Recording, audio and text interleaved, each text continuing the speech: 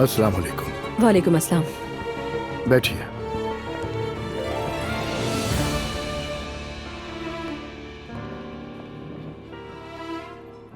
कैसी हैं आप?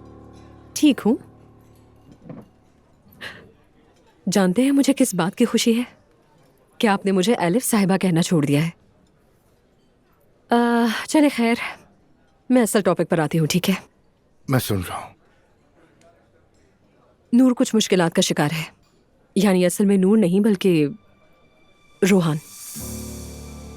मुझे पता है ये। तो क्या आप इस बारे में कुछ भी नहीं करना चाहते?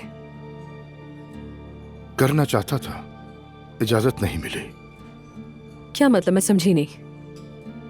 मैं अब इन बातों से थक गया हूँ एलिफ। कहते हैं दुख बांटने से आधा हो जाता है, मगर उन्होंने मुझे सख्ती से मना कर दिया कि मैं मुदाखलत ना करूं। जब तक वो खुद ना कहे मैं कुछ नहीं कर सकता। बस।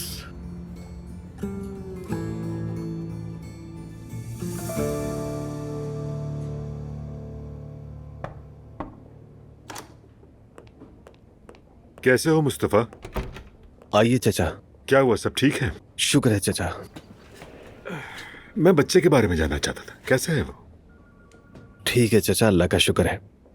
मुझे यहाँ कुछ काम था इसलिए आया। उम्मीद है आज रात तक वो घर आ जाएंगे इंशाल्लाह। लेकिन तुम परेशान क्यों मुस्तफा? तुम्हारा बेटा आज घर आ रहा है, तुम्हें खुश होना चाहिए। मेरे दिल पर बहुत बोझ है। क्या हो गया मुस्तफा? परेशान क्यों हो तुम? ये बच्चा है, ऐसे ही बड़ा होगा, गिरेगा उठेगा।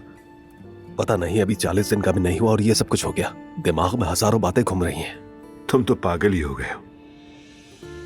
चलो बाहर चलते हैं, कहीं खाना खाते हैं। दोनों चचा भतीजे अपना दुख बांटते हैं, क्या कहते हो? बिल्कुल, ये बहुत अच्छा होगा। चलो चलो उठो, फिर वहां से बच्चे को भी देखने चले जाएंगे।